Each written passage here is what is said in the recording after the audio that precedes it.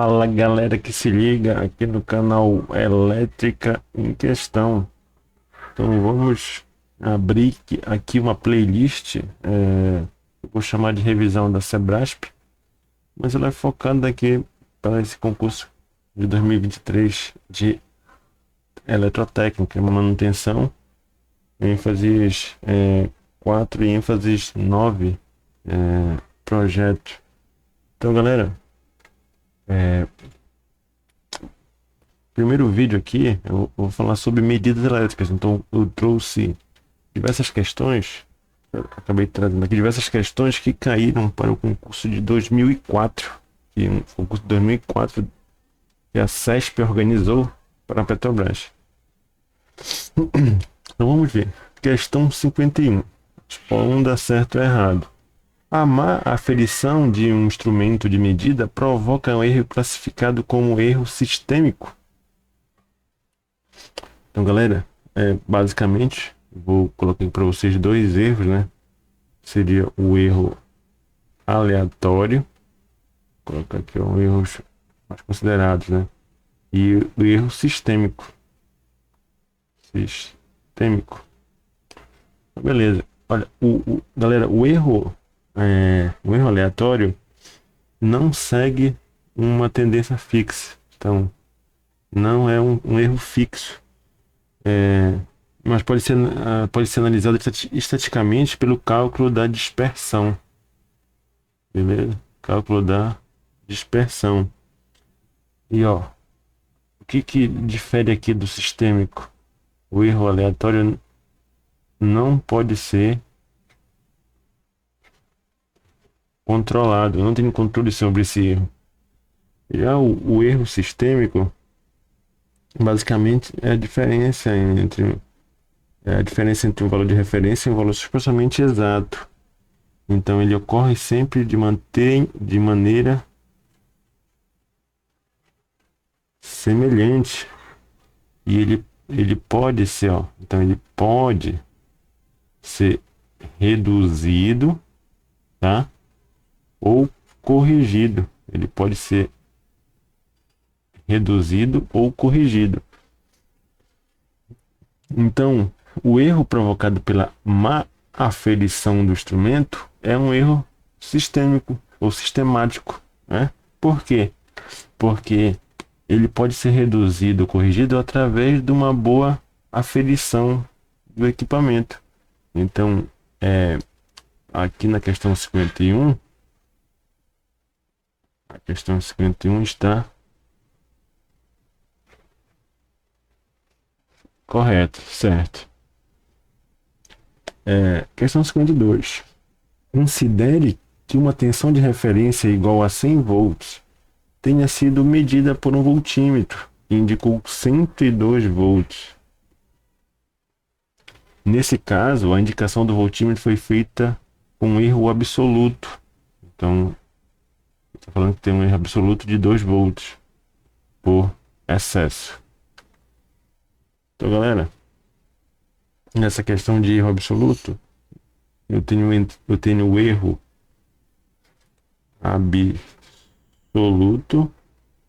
e o erro relativo. Beleza? O erro absoluto é a diferença entre o valor medido e o valor real. Então aqui, ó, o erro absoluto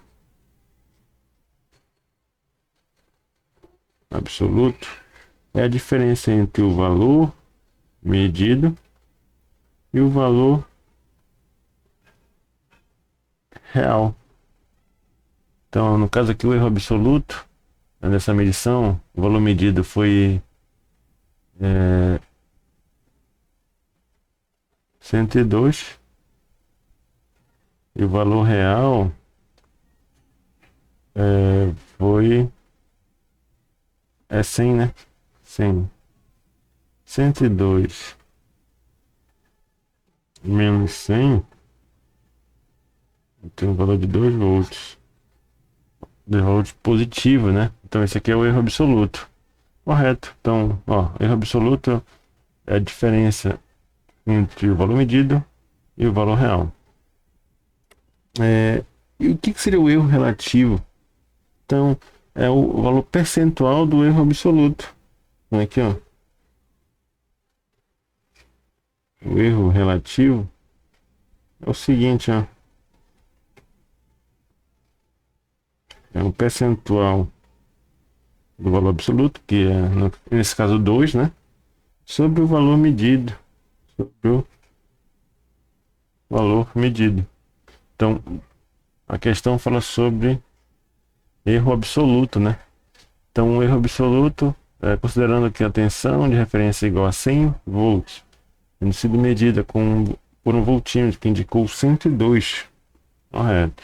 Nesse caso, a indicação do voltímetro foi feita com um erro absoluto de 2 volts por excesso. Ok, para mais, né? O excesso foi para mais. Então,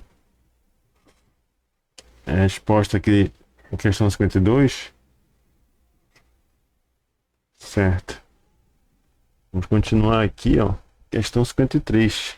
Fala o seguinte: todos os instrumentos elétricos analógicos empregados na medição das grandezas elétricas têm um conjunto fixo e um conjunto móvel, o qual é deslocado como resultado de um dos dois efeitos da corrente elétrica: efeito térmico ou efeito dinâmico. Então ele está falando aqui que o instrumento ele tem a parte fixa e a parte móvel, e ele é deslocado, né, apenas por dois efeitos da corrente elétrica, né, que é o efeito térmico.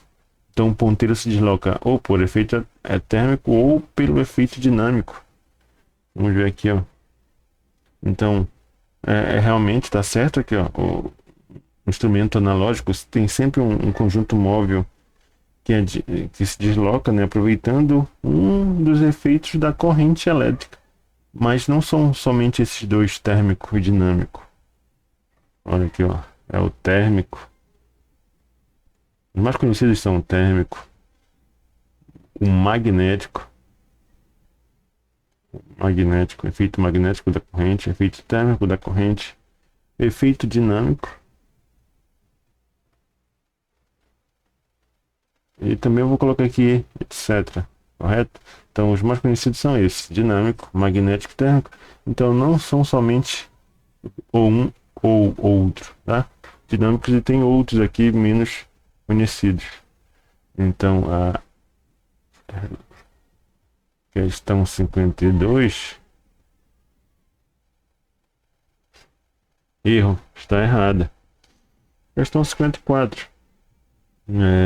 Questão 54 fala o seguinte: os medidores convencionais de energia elétrica, que funcionam com base no princípio da indução eletromagnética, aqueles que funcionam com o princípio da indução, então disco de indução, são classificados na categoria dos instrumentos registradores, pois registram a cada dia o conjunto acumulado de energia elétrica? Não. Ó, ainda deu a dica aqui, o consumo acumulado, então ele vai totalizando. Então, esse tipo de instrumento que vai mostrando os valores passando e somando conforme o tempo são chamados de instrumentos acumuladores. Acumuladores ou totalizadores.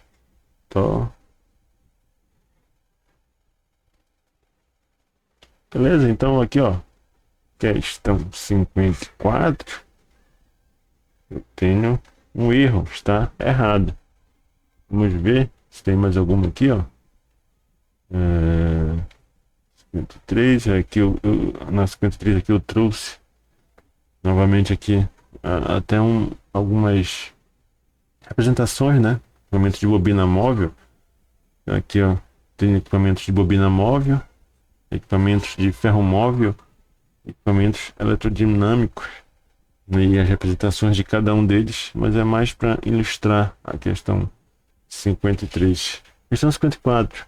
Os medidores antigos de energia, essa já fizemos, né? Questão 55. Fala o seguinte: Se os símbolos mostrados a seguir forem encontrados no mostrador de um instrumento elétrico de medição, será correto afirmar que se trata de um instrumento de ferro móvel aplicável apenas a circuitos elétricos de corrente alternada e ensaiado com tensão de 1 kV?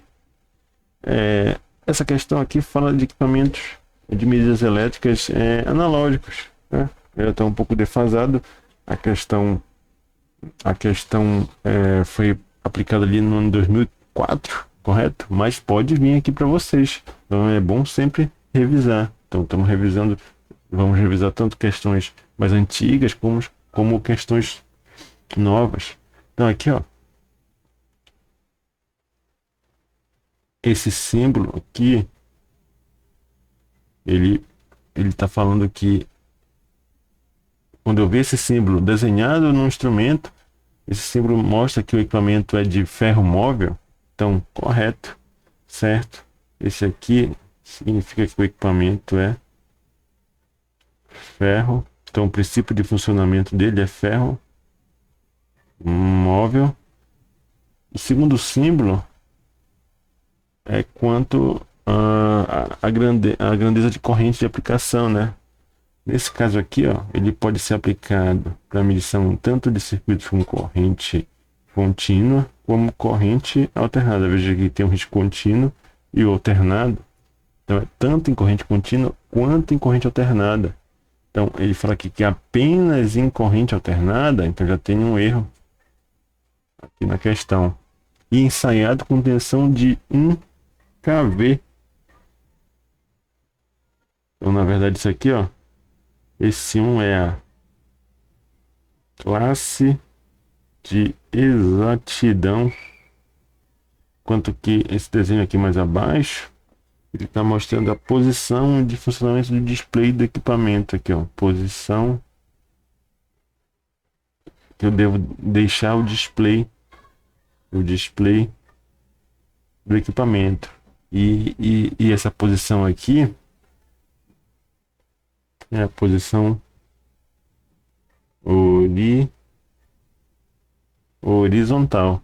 Então o equipamento que tem esse símbolo, esses três símbolos aqui, ele é de ferro móvel. Ele pode medir corrente tanto contínua quanto alternada. A classe de exatidão dele é 1 e a posição que o display deve operar é na posição horizontal. Vamos ver se eu trouxe aqui mais uma questão de medidas. Opa, essa aqui era a última. Então, galera, revisão aqui e resolvendo questões da CESP lá do ano de 2004. Primeiro vídeo nessa nova playlist. E aguardo por vocês na próxima questão.